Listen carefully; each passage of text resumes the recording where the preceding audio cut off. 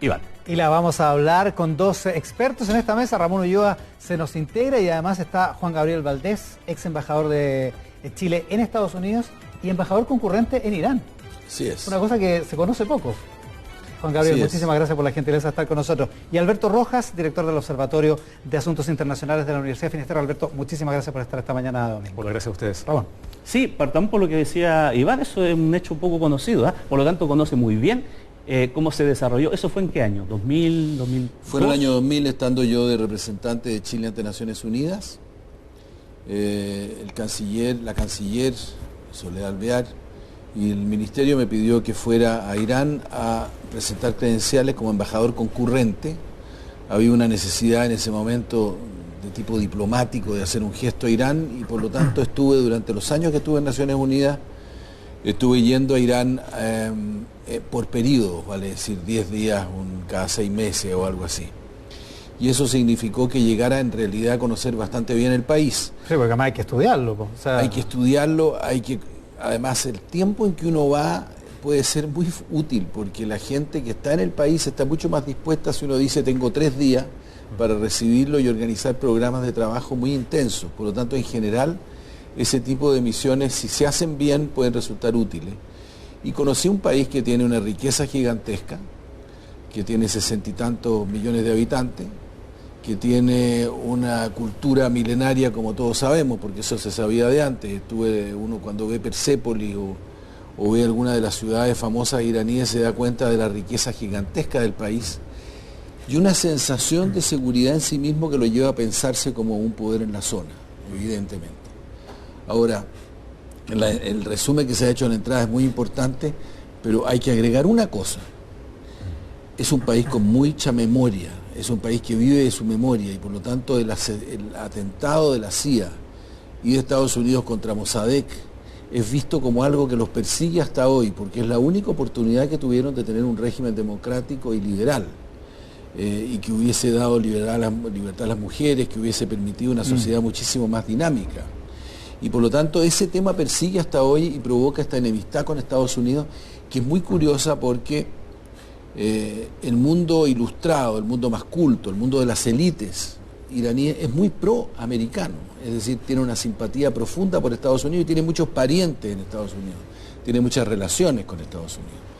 Pero la política ha llevado a que los dos países estén confrontados y lo que acaba de ocurrir con el general Soleimani evidentemente va a provocar otras décadas de distancia y de violencia verbal entre ellos. Alberto, el último episodio es el reconocimiento del gobierno iraní, que debe haber sido bien humillante para ellos de haber derribado un avión de pasajeros por equivocación. ¿Qué implicancias puede tener en el desarrollo de esta crisis ese reconocimiento, esa equivocación, esa dramática equivocación de los iraníes? Bueno, en los últimos días hemos visto cómo esta crisis ha ido cambiando constantemente. O sea, pasamos del asesinato del general Soleimani y la galvanización de la sociedad iraní en torno a su muerte, a esta información respecto de que el avión de pasajeros ucraniano había sido derribado por accidente, probablemente esperando algún tipo de represalia después de que Irán había atacado estas bases en Irak. Pensemos que el ataque se produce 4 horas antes del derribo del avión y que ahí tenemos 3 días en que el gobierno iraní niega constantemente la responsabilidad hasta que evidentemente la inteligencia estadounidense, canadiense, británica y el equipo de investigadores ucranianos que va al lugar donde cayó el avión encuentra restos de un proyectil. Entonces ahí se ven obligados a reconocer esto. Y lo que hemos visto en las últimas horas es muy significativo porque se registraron numerosas protestas, manifestaciones en las calles, en Irán, en las principales ciudades, en universidades, catalogando al gobierno de traidor, pidiendo la renuncia del presidente Rouhani, es decir, reactivando una situación de inestabilidad preocupante. No hay que olvidar lo siguiente, hasta mediados de noviembre estábamos viendo un Irán muy distinto, que estaba sumergido en muchas protestas y manifestaciones, claro, producto del alza de los combustibles, producto del alza de los alimentos, en gran medida debido a las nuevas sanciones impuestas por Estados Unidos. Entonces, en ese contexto, pasamos de un Irán unificado en torno a la muerte de Soleimani a un Irán que vuelve a reactivarse en términos de protestas en contra de la autoridad. Y eso es importante porque no es la primera vez. En 2009 también tuvimos importantes protestas en Irán con importantes números de muertes. No se ha sabido mucho de lo que ha pasado en noviembre de 2019, pero se habla ya de 200 muertos. Y lo importante es cuál va a ser el impacto de esto en febrero, porque en febrero hay elecciones legislativas en Irán. Y ahí podríamos ver un impacto de todo esto. Ya que estamos hablando de eso, es curioso lo que sucede o no, Juan Gabriel, con el presidente Rouhani, porque él viene elegido el año 2013, fue reelegido el 2017, y aquí siempre ha habido una pugna entre conservadores y reformistas, pero cuando llegó Rouhani al poder, incluso yo aquí tengo marcada una crónica que celebraba mucho, por ejemplo la BBC decía: el arquitecto del acuerdo nuclear que permitió el alivio de las sanciones internacionales que pesaban sobre Irán es el nuevo presidente. Como que venía alguien que precisamente iba a provocar una distensión, y llegamos a este punto. Claro, el gobierno de Rouhani era un gobierno que representaba en sí mismo una distensión con Occidente, la posibilidad de una distensión con Estados Unidos y sobre todo el tema nuclear. Hay que pensar que el presidente anterior, Ahmadinejad, sepultó la carrera de Javad Zarif, que era el ministro de Relaciones Exteriores que Rouhani acogió como su canciller. Es decir, Zarif, que fue el hombre clave en las negociaciones con John Kerry, en la negociación sobre el tema nuclear, era una persona que fue mi colega en Naciones Unidas en el periodo en que yo estuve, había sido expulsado de la Cancillería iraní prácticamente por Ahmadinejad, es rescatado y transformado en canciller, y él negocia el acuerdo nuclear, que es un acuerdo que participó, como se sabe, países como Rusia, Alemania, los países de la Unión Europea en general, y que generó una enorme ilusión de que habría un espacio de conversaciones entre Irán y el mundo occidental y particularmente Estados Unidos, y Trump decidió cortar. Yo creo que una de las consecuencias más serias que puede tener lo que ha pasado en este acto ilegal que ha cometido Estados Unidos, porque es una violación completa de cualquier sistema de derecho internacional, cualquiera sea la manera como uno quiera mirarlo, asesinar gente con drones en distintas partes, en cualquier parte. Ese acto va a tener como consecuencia, y está teniendo como consecuencia, el hecho de que Irán ha declarado de que va a volver a reiniciar su trabajo de enriquecimiento de uranio y que por lo tanto renuncia al tratado de manera definitiva. Quiero retomar lo que se decía antes. La fuerza de la calle en Irán es algo a tomar muy en serio. Efectivamente hay que acordarse que al Shah lo votaron varios millones de personas que salieron a la calle de manera creciente y de manera sistemática, sin que al final la propia Savak, que era la policía secreta del Shah, pudiera terminar con eso. Y el Shah tuvo que escapar del país.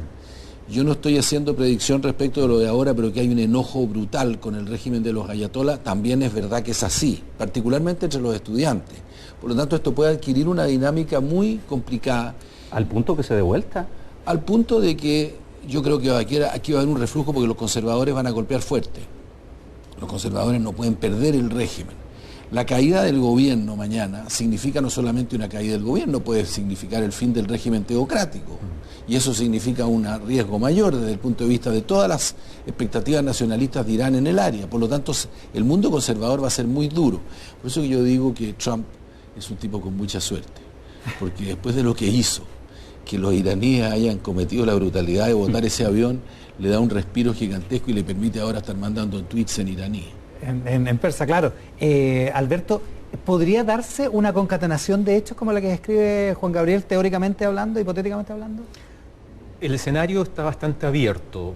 Ciertamente aquí puede haber una reacción de parte de la ciudadanía iraní que está sometida a fuerte presión. No hay que olvidar que llevan años sufriendo los embargos de Estados Unidos, estamos hablando de décadas, y eso ha mermado mucho su calidad de vida, afectando sobre todo el principal ámbito económico de Irán, que es el petróleo. Por ejemplo, cuando Irán estaba todavía bajo las sanciones, el PIB de Irán tuvo un crecimiento negativo de 1.3% al 2016. Al 2018 había subido al 13,8%, porque en ese periodo, después de la firma del acuerdo nuclear, había logrado reiniciar su exportación petrolera y había de algún modo obtenido una especie de veranito San Juan en términos económicos. Eso se vio agravado después de que Trump retiró a Estados Unidos del acuerdo del 2018. Y eso obviamente ha generado esta crisis que ha llevado de un episodio a otro. Ahora, evidentemente la Guardia Revolucionaria, todo el clero chiita iraní, están absolutamente decididos a defender el régimen. Eso es incuestionable. se necesitaría de algún modo... Que es como decía Juan Gabriel, un régimen teocrático. Técnicamente es una teocracia, claro. Eso es indiscutible. Y en ese sentido, claro, todavía la calle en Irán no tiene, hasta este minuto, no me atrevo a decir lo que pueda pasar en una semana, 2 meses más, no tiene la fuerza como para generar un cambio de régimen, un cambio de gobierno radical. Ahora, ¿cuál es la verdad del asunto a su juicio, Juan Gabriel? Porque se han esgrimido muchos argumentos por parte de Estados Unidos para justificar todo este incremento de la tensión, no solamente ahora con este episodio, sino desde antes, incluso desde el retiro del acuerdo nuclear del que hacemos mención. Se retira Estados Unidos y comienza la tensión porque ve realmente que ese acuerdo no servía y que por lo tanto los iraníes lo estaban haciendo leso a todo el mundo, iban a construir su bomba nuclear igual, o en realidad es porque tiene un área de influencia muy grande que se estaba metiendo en los otros países y eso es lo que quiere controlar. No, claramente hay un acuerdo entre todos los participantes del acuerdo nuclear, particularmente la Unión Europea y los rusos, que Irán estaba cumpliendo con las obligaciones del tratado. Las obligaciones, de manera, digamos, la capacidad de control sobre las medidas internas que se adoptan en esa área nuclear, las tiene muy bien establecidas los mecanismos que tiene Naciones Unidas de control, y Irán aceptaba el ingreso de los grupos de inspectores de Naciones Unidas en todas las instalaciones donde podría o había desarrollo de energía nuclear. Por lo tanto, no hay una preocupación de que el asunto iba a fallar por trampa. Lo que había, y la crítica de Trump, era que esto se establecía por 15 años y no se sabía exactamente qué ocurría después. Bueno, el resultado de la situación actual es que ya no son 15 años, ahora comenzamos a hacerlo ahora. Y por lo tanto el riesgo es mucho mayor, porque para Estados Unidos tampoco es fácil, y aquí hay un factor que me parece a mí que es muy crítico. Trump no es una persona que quiera entrar en otra guerra más en el Medio Oriente. Y su campaña fue hecha sobre la base de que estaban 2 guerras perdidas, donde se habían gastado billones de dólares, y lo que requería era un retiro, más bien, de tropas americanas de Irak y de Afganistán.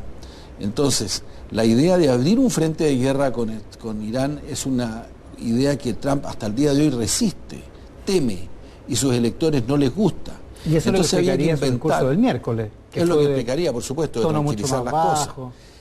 Él, por lo tanto, lo que está haciendo es decir, inventar argumentos para justificar el asesinato de Soleimani. Y los 2 argumentos son poco creíbles.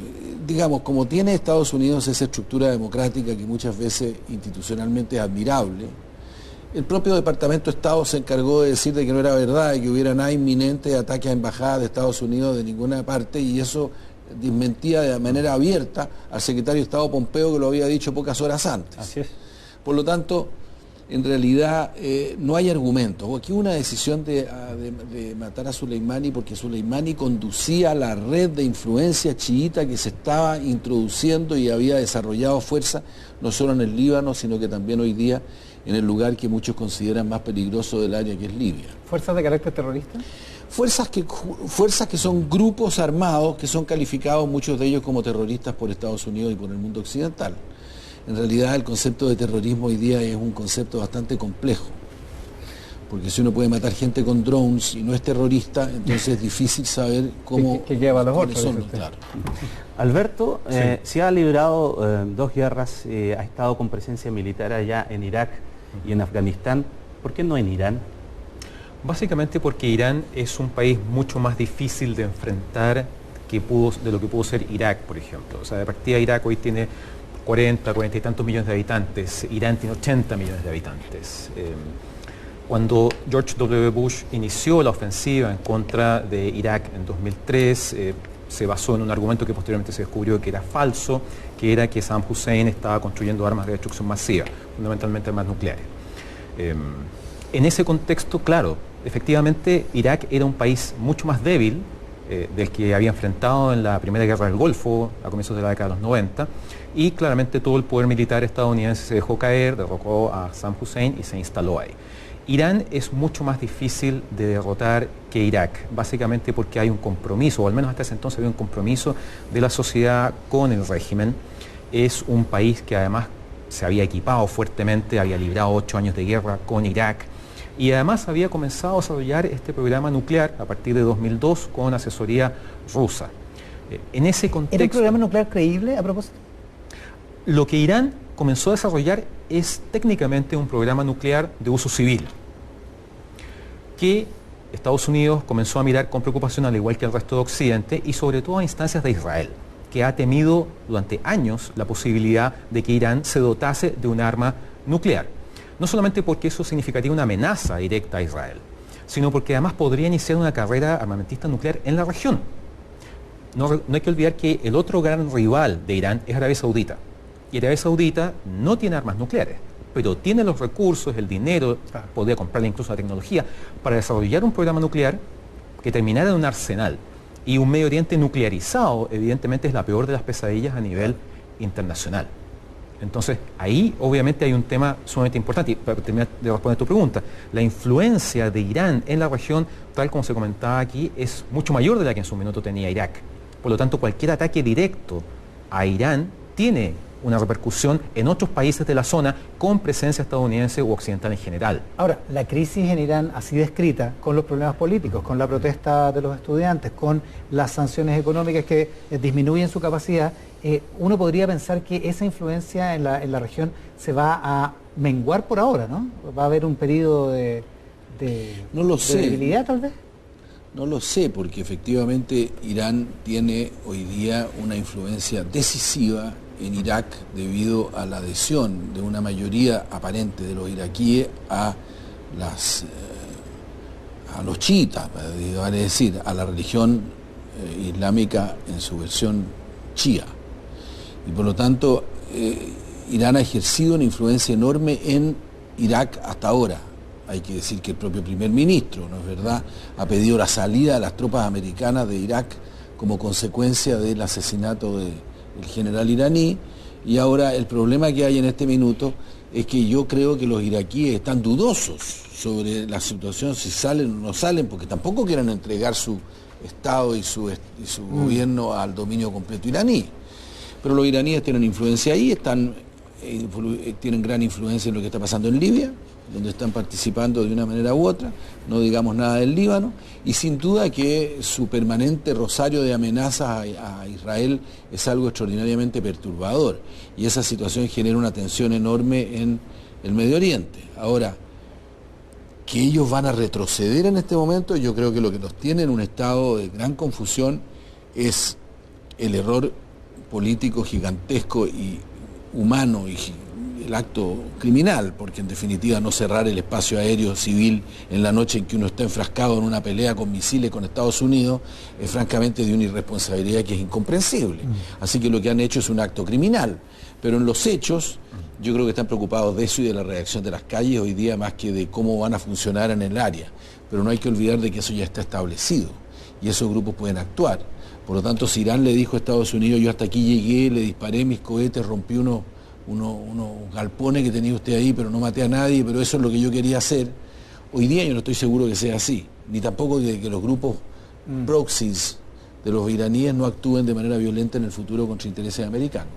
Ahora, ¿qué es lo que puede hacer Irán, pensando también en la situación de influencia que tiene desde el punto de vista del poder económico que da el petróleo? Porque no solamente el tercer exportador del mundo, sino que también por su localización geográfica ahí en el estrecho de Hormuz, por allí pasa prácticamente un cuarto de la producción mundial del petróleo y tiene que pasar todo el petróleo del Golfo Pérsico por allí. Entonces, ¿qué es lo que puede hacer Irán desde ese punto de vista? Porque ya vimos en septiembre, cuando comenzó esta escalada, que el hecho de restringir el paso, de tomar ciertos buquetanques, fue una estrategia que se desarrolló en algún momento, y eso tiene directa incidencia en todo el mundo y en nuestra economía, evidentemente. Claro, todo el día jueves cuando uno pone benzina. Tal cual.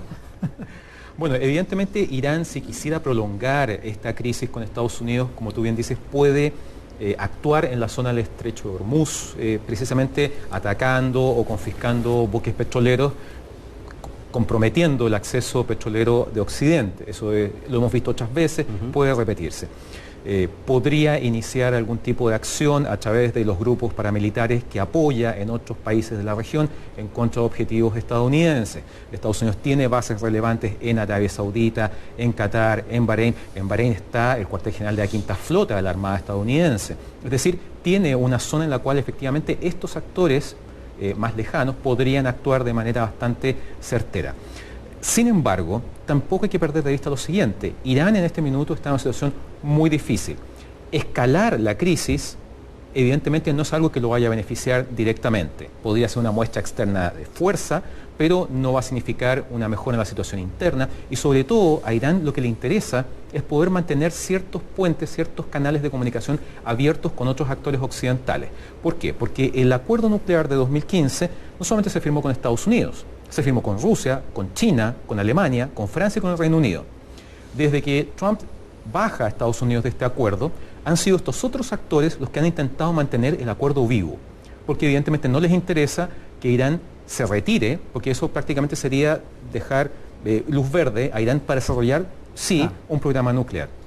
Entonces, claramente a Teherán lo que le interesa es lograr que estos países occidentales de algún modo apoyen esta idea de poder mantener este acuerdo para vivo, que se mantenga vivo, claro. pero si continúa con otro tipo de represalias, evidentemente va a poner contra la esquina a estos países que van a terminar alineándose con Estados Unidos en contra de Irán. O sea, a nadie le conviene escalar esta crisis, a ninguno de los dos lados. A ninguno de En los este dos minuto no, claramente. Ahora, ¿qué piensan las otras potencias? Digo, para complejizar un problema ya complejo. China, Rusia, estoy pensando en eso, básicamente en eso, más que en las otras occidentales. Bueno, a juzgar por la reunión que hubo ayer entre Putin y la señora Merkel, lo que ellos quieren es precisamente bajar el nivel de tensión, buscar maneras de diálogo, generar situaciones de diplomacia. Mucha gente piensa que en estas situaciones tan tensas, en las cuales está al borde de la guerra, no se produce diplomacia. Y pasan por alto hechos que no parecen tan interesantes de cubrir a lo mejor, como por ejemplo el rol de Suiza en esta disputa. Suiza fue el país que manejó las conversaciones entre los iraníes y los americanos en el momento mismo en que se estaban bombardeando recíprocamente, digamos. Por lo tanto, hay siempre canales abiertos con mensajes. El mensaje americano fue: usted cuidado con escalar esto después que yo maté a Soleimani, porque resulta que yo lo voy a castigar muy duramente. La respuesta de los iraníes fue: yo le voy a contestar, pero no voy a matar a nadie, porque eso fue en el fondo lo que hicieron. Y hasta ahí llegábamos. Hay que pensar que los persas son gente de extraordinaria cultura diplomática desde hace mucho tiempo, porque la ruptura en las negociaciones es algo que no está en la mentalidad de gente comerciante, claro, que ha hecho del comercio su historia por los pasados miles de años.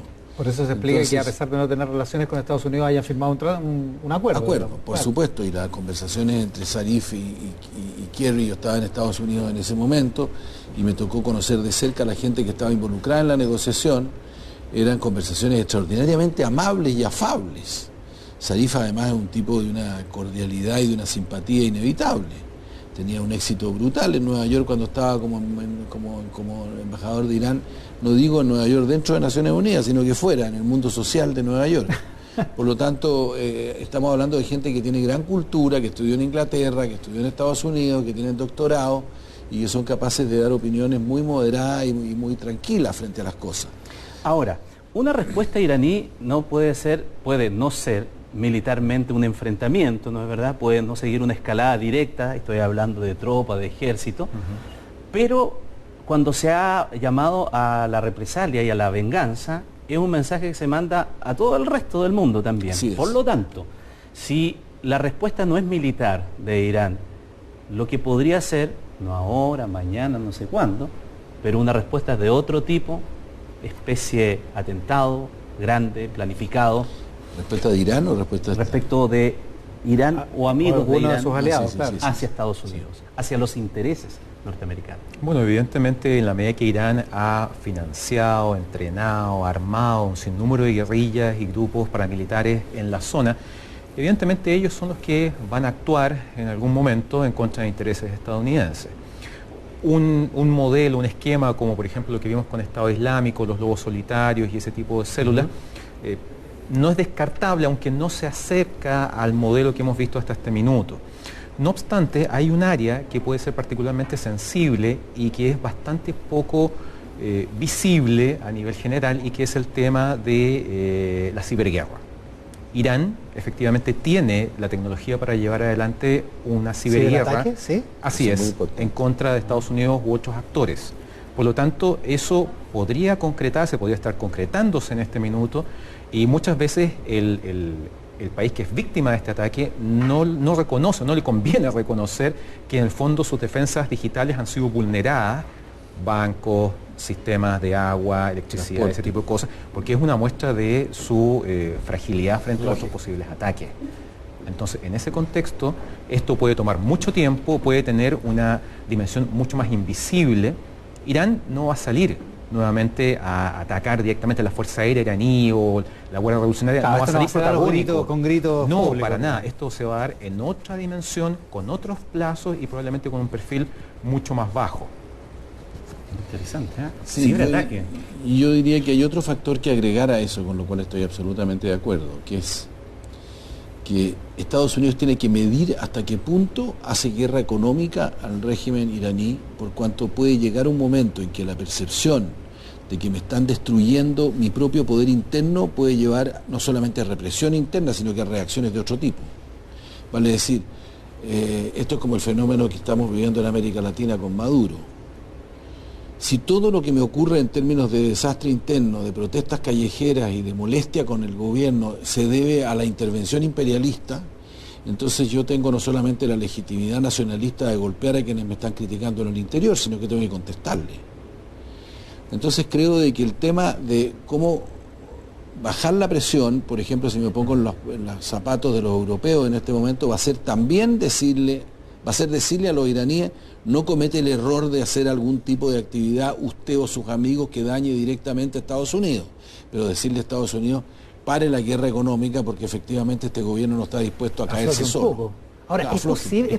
Ahí además hay un tema muy relevante, lo que tú dices es muy cierto, porque no hay que olvidar que la misma noche en que el general Soleimani murió, Abdul Reza Shalai, otro importante miembro de la Guardia Revolucionaria iraní, en Yemen fue blanco de un ataque con drones. El que no resultó. El que no resultó. ¿Te fijas? Y entonces aquí lo que estamos viendo es un escenario que se ha ido normalizando. Cada cierto tiempo en las noticias, sobre todo en el contexto de la guerra contra el terrorismo, aparece la información de que Estados Unidos atacó con drones al líder de Al Qaeda o del Estado Islámico u otro grupo de estas características. Pero el ataque contra Soleimani es en contra de un alto general de un gobierno, de un Estado, no un grupo paramilitar o un grupo terrorista. O sea, técnicamente hablando, la última vez que Estados Unidos hizo algo semejante fue en 1943, cuando derribó el avión del almirante japonés Isoroku Yamamoto, que había sido el arquitecto del ataque del Imperio japonés a Pearl Harbor. Entonces, claramente fue una carta muy, muy grande para jugar con consecuencias bastante impredecibles. ¿Y el ordenamiento jurídico internacional, Naciones Unidas, qué puede hacer al respecto? Porque muy poco, cuando hay ataques de esta naturaleza... Salvo declarar de que efectivamente es un acto perfectamente ilegal desde el punto de vista del derecho internacional, más allá de eso no va a ir. ¿A quién le correspondería declarar esa ilegalidad? ¿A Naciones Unidas? A Naciones Unidas, es decir, yo entiendo que ya han habido pronunciamientos de Naciones Unidas respecto de esto, pero no es una corte. Han habido opiniones de expertos de Naciones Unidas en esta materia que han dicho que es un acto claramente ilegal. Ahora, no se puede esperar del Consejo de Seguridad porque tiene veto. Porque el Consejo de Seguridad tiene veto de Estados Unidos y los países que forman parte del Consejo de Seguridad ni siquiera van a entrar a discutir este tema. Pero es una pésima práctica el pretender resolver problemas políticos internacionales sobre la base del asesinato de los líderes, y en definitiva eso no se garantiza en absoluto de que a partir de esos asesinatos las condiciones de paz, de seguridad en esas zonas mejoren, al contrario, pueden deteriorarse de una manera mucho más brutal. Hay que pensar de que Estados Unidos trabajó con el general Soleimani en contra de Al Qaeda y en contra de los talibanes. Yo estaba embajador en Naciones Unidas cuando Clinton y Khatami estuvieron al borde de llegar a un acuerdo. De hecho, llegaron a un acuerdo militar para que Estados Unidos aterrizara sus aviones de guerra en Afganistán, y los iraníes facilitaron con todo tipo de medidas prácticas, incluyendo traductores, me acuerdo, la invasión a Afganistán de los Estados Unidos. Y en ese minuto, digamos, la situación era de un diálogo. El presidente Clinton, cuando habló Khatami en Naciones Unidas, se sentó en el asiento de Estados Unidos y se puso de pie a aplaudirlo cuando Khatami condenó el ataque a las torres. Por lo tanto, todo parecía ir bien hasta el momento que recordabas al inicio, en que de una manera sorpresiva, y eso debido esencialmente a la influencia del vicepresidente Cheney, Bush declaró que era parte del eje del mal, Irán, y toda la conversación se acabó. Ahora, a propósito de cosas sorpresivas, de todas maneras queda pendiente, porque todo parece muy sensato, ¿no? A nadie le conviene seguir escalando, pero Así es. da la impresión de que Estados Unidos tiene un presidente que es sorprendente, digamos, que es impredecible. Lo que hemos aprendido en estos prácticamente 2 años de gobierno de Donald Trump es que él se mueve con otras lógicas. Trump no es un hombre que venga del mundo de la política, él viene del mundo de los negocios, de un imperio inmobiliario, en donde la gestión es agresiva. En ese ámbito, la negociación, como la entendemos en términos políticos, no se da. Por lo tanto, él de algún modo ha instalado una manera de llevar la política exterior estadounidense que es completamente distinta a la de sus predecesores. Este concepto que él lo ha comentado varias veces en público, en su cuenta de Twitter, presión máxima. Vamos a aplicar máxima presión sobre Norcorea, sobre Irán, sobre cualquier otro actor con el cual tengamos alguna diferencia. Trump ha sido un artista generando crisis que él después desescala. Con Corea del Norte, con Por ejemplo, China. con Corea del Norte, exacto. El tema nuclear con Corea del Norte, la guerra comercial. La situación se agrava a un punto en donde él entonces aparece como la figura clave que destraba e inicia una etapa distinta buscando algún tipo de solución. Esa es la mecánica con la que hemos visto a Trump actuar en este y otros temas. ¿Y solo política internacional o algo de política interna también? Pensando en sus problemas, en el impeachment y todo eso, ¿esta situación le favorece, le ayuda, es factor? Las elecciones de final de año. Las elecciones también, ¿es factor, Juan A mí no Gabriel? me cabe duda. O sea, hay un famoso video que ha circulado en las redes mucho durante el último tiempo en que aparece el presidente Trump diciendo de que el presidente Obama va a inventar una guerra con Irán para poder ganar las elecciones. Y eso ocurrió en la realidad. Es un video que él filmó contra Obama en esa época.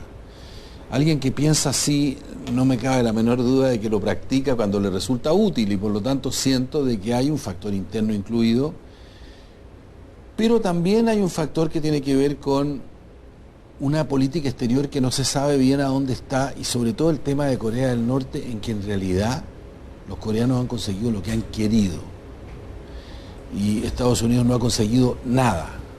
Por lo tanto, desde el punto de vista de enfrentarse con enemigos tradicionales, yo creo que aquí había la voluntad de dar un golpe y de generar una imagen de autoridad que servía tanto para el mundo del Medio Oriente y para el mundo internacional como para la política interna. Juan Gabriel Valdés, Alberto Rojas, muchísimas gracias por acompañarnos hoy, junto con Ramón Ulloa, en esta parte dedicada a la política internacional en Mesa Central domingo, que termina así, de esta manera, la transmisión desde Canal 13 y también de Tele 13 Radio. Sigue Natalia López con Tele 13 Tarde. Muchas gracias por estar ahí.